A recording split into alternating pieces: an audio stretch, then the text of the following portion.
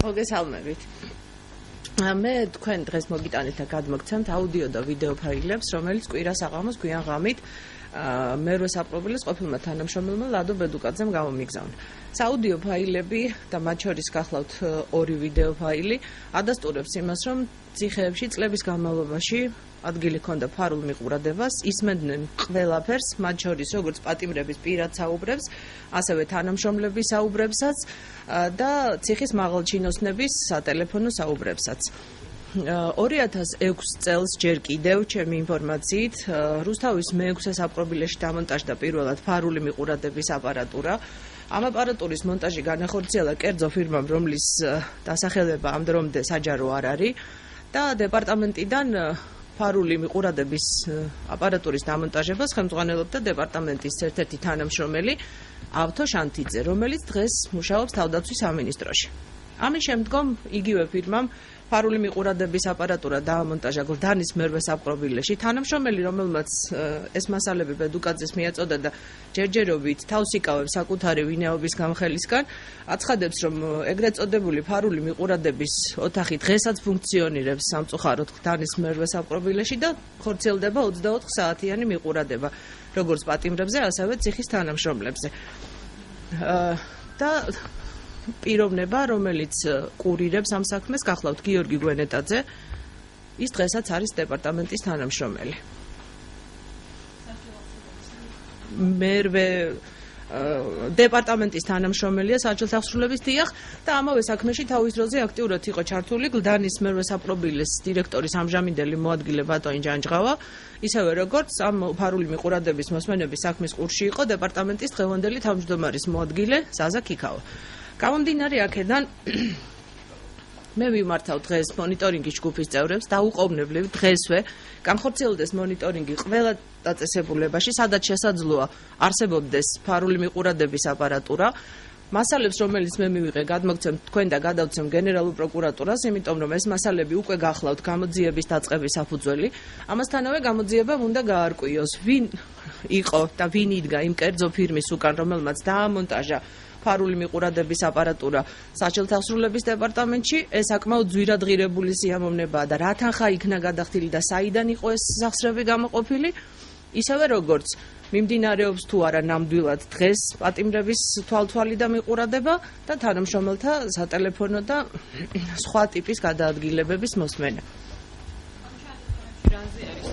ეს ჩანაწერები მე მოგცემთ თქვენ და გახდება ცხადია საჯარო, ეს არის როგორც პატიმართა კერძო ზარები სატელეფონო, რომელიც არის ჩაწერილი, ასევე თანამშრომელთა ზარები ერთმანეთთან და ზემდგომებთან. ამასთანავე აქ არის ერთი ძალიან საინტერესო ჩანაწერი, როცა მოსამართლეს ურეკავს საჯელთა აღსრულების დეპარტამენტის ერთ-ერთი წარმომადგენელი, საუბარია ჩაწერილია ერთმანეთს შორის საუბარი და რაც ყველაზე მნიშვნელოვანია პირადად ჩემთვის, ეს გახლავთ ვიდეო ფაილი, რომელიც ადასტურებს, რომ ციხის რესპუბლიკურ საავადმყოფოში დაკვირვების ქვეშ იმყოფებოდნენ არა მხოლოდ პატიმრები, არა მხოლოდ ავადმყოფები, არამედ სამედიცინო პერსონალიც.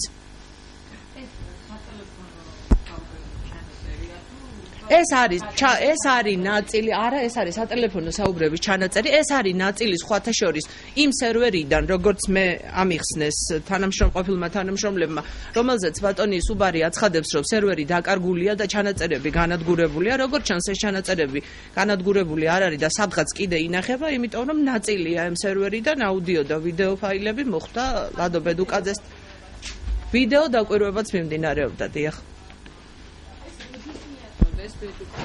ბედუკაძეს ეს მასალები მიაწოდეს, როგორც ვიცი, შაბათს, კვირა ღამით მან ეს მასალები გამომიგზავნა. მე უბრალოდ გუშინდელი დღე დაჭირდა ტექნიკური საკითხების მოგვარებას და დღეს მე თქვენ მოგაწვდით აი ამ მასალებს. ესე იგი, ბედუკაძეს ეს მიაწოდა თანამშრომელმა, რომელმაც სამ ეტაპზე გადაწყვიტა, რომ საჯაროდ საჯაროდ არ გახადოს თავისი ვინაობა, მუშაობს ერთ-ერთ დაწესებულებაში. ამჟამინდელი მოქმედი თანამშრომელია, დიახ. და სწორედ მისივე განმარტებით ეს ოთახი, ანუ ეგრეთ წოდებული ფარული მიყურადების ოთახი დღესაც ფუნქციონირებს. მე დაბეჯითებით ამბობს ის, რომ გლდანის მერვე საპრობილეში, თუმცა ჩვენ არ შეგვიძლია გამორიცხვა, ეს სხვაგანაც ხდება სხვა დაწესებულებებში, ამიტომ მე ვფიქრობ, რომ მონიტორინგის ჯგუფის წევრებმა დღესვე დაუყოვნებლივ უნდა დაიწყონ ამ საკითხის მონიტორინგი. ერთ კონკრეტულ ოთახშია ფარული მიყურადების აპარატურა დამონტაჟებული და მას ემსახურება ამ თანამშრომლის განცხადებით ვინმე გიორგი გვენეტაძე. ჯანჯღავა გახლავთ გლდანის მერვე დაწესებულების დირექტორის ამჟამინდელი მოადგილეც, რომელიც თავის დროზე ასევე მუშაობდა ამ დაწესებულებაში და ჯანჯღავას სატელეფონო საუბარიც არის აქ ერთ-ერთ აუდიო ფაილად. როგორც ჩანს, ჯანჯღავასაც უსმენდნენ, ჯანჯღავა უსმენდა პატიმრებს და ჯანჯღავას უსმენდნენ სხვა პირები. აქვე ეს თანამშრომელი ასახელებს მე მინდა წაგიკითხოთ სამი სახელი და გვარი, რომელიც არ იყვნენ დეპარტამენტის თანამშრომლები, არ იყვნენ ციხის თანამშრომლები, მაგრამ მუდმივად სტუმრობდნენ ამ ფარული მიყურადების ოთახს. ეს სამი სახელი და გვარი გახლავთ შემდეგი: რატიმ გელაძე, ზვიად კაპანაძე და ზურა ბიწაძე. ესენი იყვნენ ამ ოთახის, ასე ვთქვათ, გამგებლები. ვინ არიან ეს ადამიანები, საიდან მოხვდნენ? რატიმ გელაძე, ზვიად კაპანაძე და ზაურ ბიწაძე. ვინ არიან ეს ადამიანები, რატომ ჰქონდათ დაშვება გლდანის მერვე საპყრობილეში, მაშინ როცა არ იყვნენ არც დეპარტამენტის, არც საპყრობილეს თანამშრომლები, მე ვფიქრობ, რომ ეს არის უკვე გამოძიების საგანი. და ამ კითხვაზე პასუხი უნდა გაგცეს. მე ამ მასალას რაც მივიღე, დღესვე მივაწვდი გენერალურ პროკურატურას, იმიტომ რომ მე ვფიქრობ, ეს ის საკითხია, რომლის გამოძიებას დაუყოვნებლივ უნდა დაიწყოს. და სოზარ სუბარმა გააკეთა კომენტარი, რომ არანაირი ფარული მიყურადების ოთახები უკვე აღარ არსებობს საჯილახსოვრების დაწესებულებებში, გუშინ საღამოს იყო მისი განცხადება. იცით, ამას არ ყოფნის მხოლოდ ამას არ ყოფნის მხოლოდ სოზარ სუბარის განმარტებები, ძალიან მარტივად შეიძლება ამ საკითხის მონიტორინგი. ციხეებში დაშვება უნდა მისცენ მონიტორინგის ჯგუფს და მათ უნდა მოინახულონ ის ოთახი და მე კონკრეტულად ვიცი, რომ გლდანის მერვე დაწესებულებაში ეს ოთახი ნამდვილად ფუნქციონირებს. სხვა დაწესებულებებში ფუნქციონირებს თუ არა, ეს არის გამოძიების საკითხი და მონიტორების გამოკვლევის საკითხი, იმიტომ რომ გონივრული ეჭვი არსებობს, რომ სხვაგანაც შეიძლება მსგავსი ტიპის ოთახები არსებობდეს. ამიტომ გამოსავალი არის არა სოზარ სუბარის განმარტებები, არამედ კონკრეტულად უნდა გახდეს საჯარო, ღია, როგორც მონიტორინგის ჯგუფის წევრებისათვის, ისე რა ვიცი ხა, ალბათ სხვა ჟურნალისტებისთვისაც.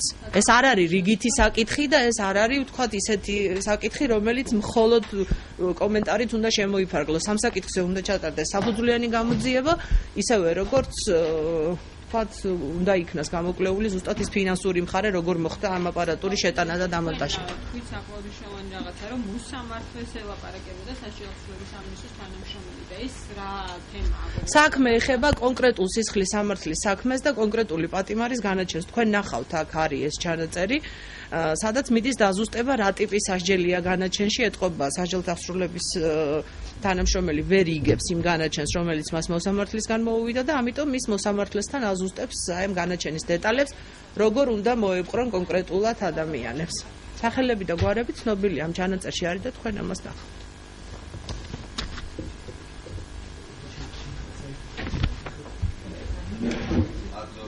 ესე იგი მე მაქვს ეს ტელევიზიებს ალბათ პირველ რიგში 10 ცალი მაქვს და რაღაც